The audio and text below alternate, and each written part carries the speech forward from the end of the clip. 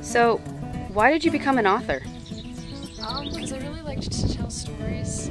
When I was 4, up until I was 4, both my parents had jobs, so my grandma would watch me during the day when I wasn't in preschool.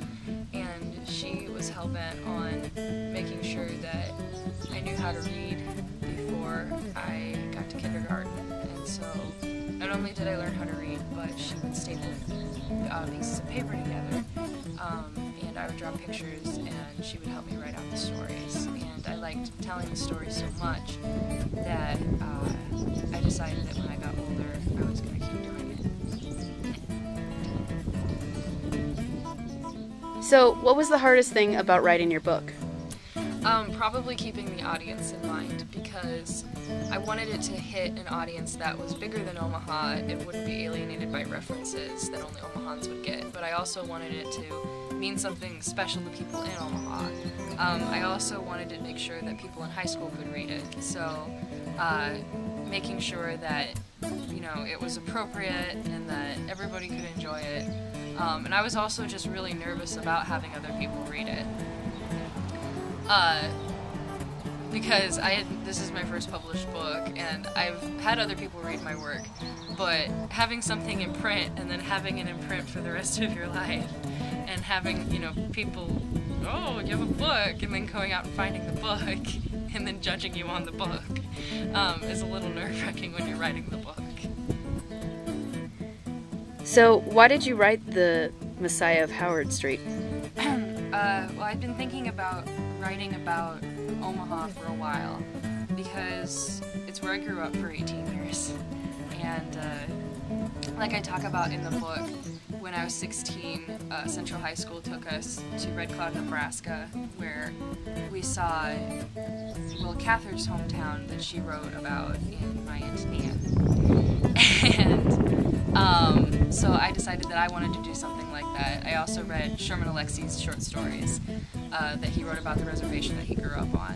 And so when I got into a creative writing class in Chicago, they had never seen Nebraska, they'd never been to Omaha, so it was all the stuff that I knew very well, but none of them had ever seen. And it was this new kind of storytelling to bring to life something that I'd grown up with and show it to people who hadn't been there. So I started putting together the stories my sophomore year of college, and then I got the chance to talk to Cindy Grady, who ended up being my publisher, and decided to finish the collection. So, who's your favorite character, and why? Well, I like all the characters because, you know, you spend time with them and such, but I think that my two favorite characters have to be Frank Kucinich and Hayden. And I like Frank because he was just fun to write, because he's kind of crotchety and bitter and really hates his life, which means that I enjoy writing him because it's fun to have a crotchety character. And I also like the fact that Frank, well, I don't want to give away the end of the story, but Frank has an ending that isn't as easy as just, and everybody lived happily ever after. So I thought that was fun. And also Hayden, because, you know, the stories are kind of bleak and depressing at times. And Hayden comes in towards the end in Messiah of Howard Street. He's the kid on the cover, and he's just like, "Hey, I don't want to go to college. I'm gonna be a bum in the old market."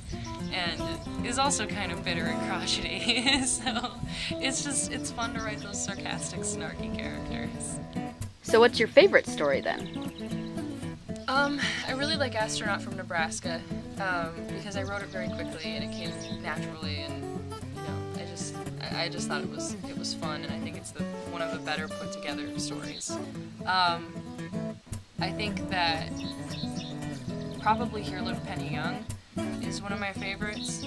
I was reading over it again the other day, and I think that story captures what I wanted to do with that story. Because when you set out to write a short story, the reason why it's different than a novel is that a novel, you know, you've got you know, the plot arc that you have to go through, and there's all these different themes, and it's like this big symphony. And with a short story, like, you've got one idea, You got like one theme that you really want to get at, or one character that you really want to look at. And so for Here Lived Penny Young, I really wanted to look at what it meant to lose somebody that you loved, and not lose them by death or happenstance, but something that you specifically did, and you can't get them back. And it's just a very terrible feeling. And so I was like, that story like really gets at that, and it really gets at middle age, and it really gets at looking back and regretting that you did something, and that is so simple that I didn't really have to like make a bunch of different scenes and come up with all these different characters. That it's just Ryan sitting on the swing set with his little sister thinking about Penny. That really, like, I don't know, like I feel like there are some stories in the collection that I could have done better on, and that story is what I wanted it to be. So what do you want your readers to take away from reading your book?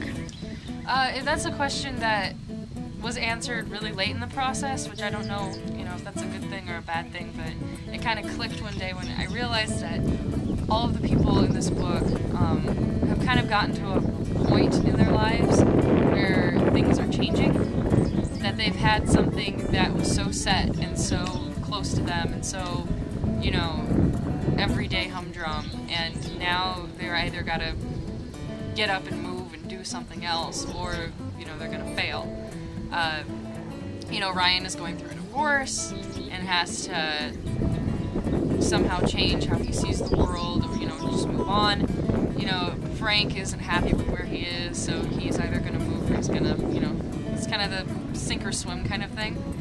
And when I was back in Omaha over the summer writing this book and getting it ready for publication, I started looking around the city and thinking, wow, Omaha's kind of doing that too, because we don't have Exarban anymore, and this building's gone and that building's gone, and this is changing, and the city is in a place and a threshold that I think is kind of like that, where it's like, we're this thing, and I remembered it this way before I moved, and now that I'm back, it's changed and it's growing, and it's new buildings are there and new people are there, and it's just a kind of an exciting but scary time for the city, but it's also an exciting and scary time for the people in the book. So I guess change.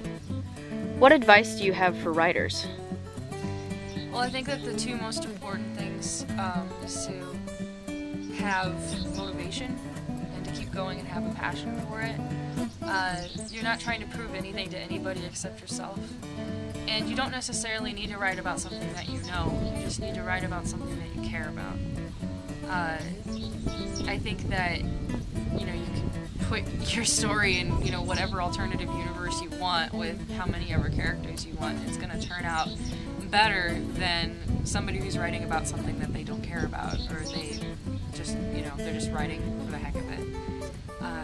And also that passion and that motivation is going to keep you going through the revision process and the publication process, and even after the publication process, dealing with, people reading your story and critiquing it. And if you love it, then you'll keep going and you'll keep doing it and writing more. And if you don't love it, then there's really no point in doing it, because it's not, you're not doing it for the bills. And the second thing is to start a writing community, because if you're alone and you're writing, it's going to be really sad. Don't be the person in the basement with the light bulb, because that's the absolute worst thing that you could do. You need to go out and join a writing group. You need to get a writing partner. You have to, go to conferences and talk to people and show people your work and look at other people's work and read and then write more, and just keep in touch with the literary world and the writing world, or else it's gonna go stagnant, and it's gonna be hard to keep up with passion.